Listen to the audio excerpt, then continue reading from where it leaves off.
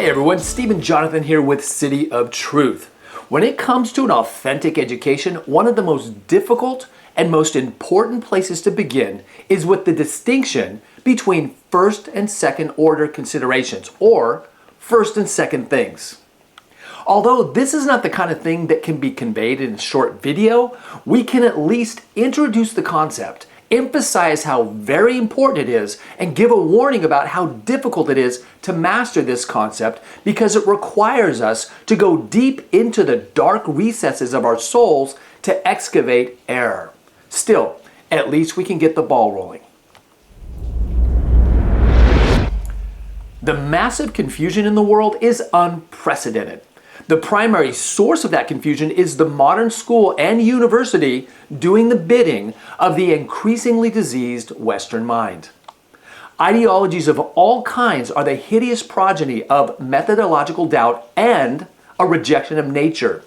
Skepticism, materialism, and subjectivism are enough to begin with to come to understand how we have become so confused in this age.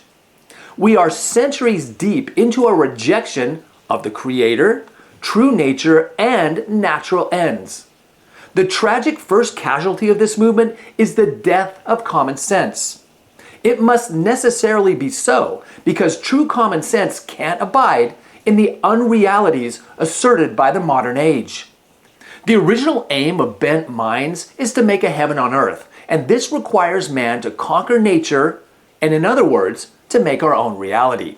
This has led to increasing division and complexity. A stumbling block for this movement is the first order of reality. The first order is comprised of indivisible, simple things. So over the centuries, the first order was buried, and the second order elevated to primacy, and then eventually to sole consideration. We couldn't possibly articulate the fullness of the problem here, but we can suggest a place to start if we want to take up arms against this ocean of difficulties. We must begin with first things, and our mentor on this is C.S. Lewis. This simple principle is a major game changer for those who cultivate the eyes to see and the ears to hear. It is worthless to the proud, but still a vital place for us to begin. C.S. Lewis tells us, put first things first and second things are thrown in. Put second things first and you lose both first and second things. We must at first immediately notice Lewis's claim that there are first and second things. Materialism renders this untrue, but reality thunders back. For reality is the very one and the same first thing Lewis is talking about. But in his articulation of this principle, he's quite right. We lose first and second things when we put second things first. It was obvious to Lewis 80 years ago. It ought to be much more obvious to us today. Our world puts second things first, and not only have we lost the first things, we are in the process of losing those second things as we watch the world disintegrate around us. We've been blinded to the first order, and sadly, the first order is where we discover the true solutions to our problems. But tragically, the world clamors after impossibly bankrupt second order solutions to first order problems, and we stand witness to the inevitable decline. Although it is the right question at the wrong time, we are likely to ask, what are first and second things? We can begin with a quick description, but a warning about understanding. It is possible to frame first order things in second order considerations, so we will not only have to learn what first order things truly are, but we will have to learn how to learn about them. And that will be in the future.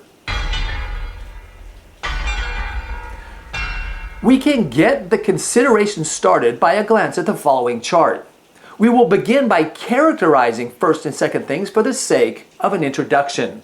Later, we will delve into the vital principles that will bring this description alive. As you can see on the screen, first things can be characterized as simple things, indivisible, a thing like nature and natural ends, eternal truths, the objective truth about reality, principles, intellectual virtues, the objective moral standard, and moral virtues. This brief description of first things can be quite helpful to get started. Second things, on the other hand, are complex. They're divisible. Things like opinions, actions, skills, chaos, behaviors, and all things that are contingent upon other things. This briefest of descriptions sounds so simple because it is, but we've been conditioned in complexity for so long that even this has become difficult for us to grasp.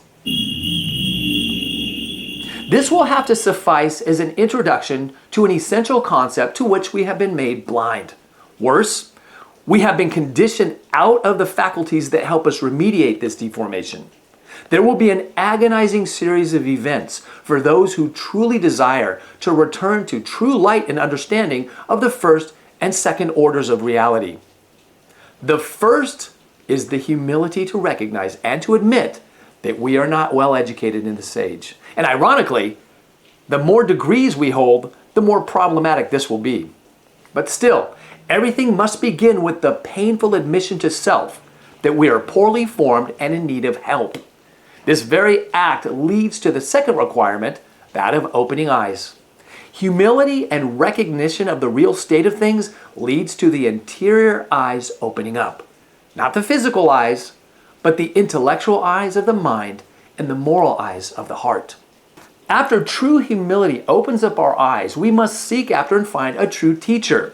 I suggest C.S. Lewis, or Plato, Aristotle, Augustine, or Aquinas. And then when we choose a teacher, we must become teachable. The kind of teachable we're talking about here doesn't exist in the modern school, so this will be a topic for another time as well. For now, try to be receptive to the reality that C.S. Lewis points to in his principle of first and second things. If we cooperate with nature and grace on this, we are on the verge of entering a whole new world, contrary to this one, where we put first things first and second things second. And I promise you, the harvest is abundant. So until next time.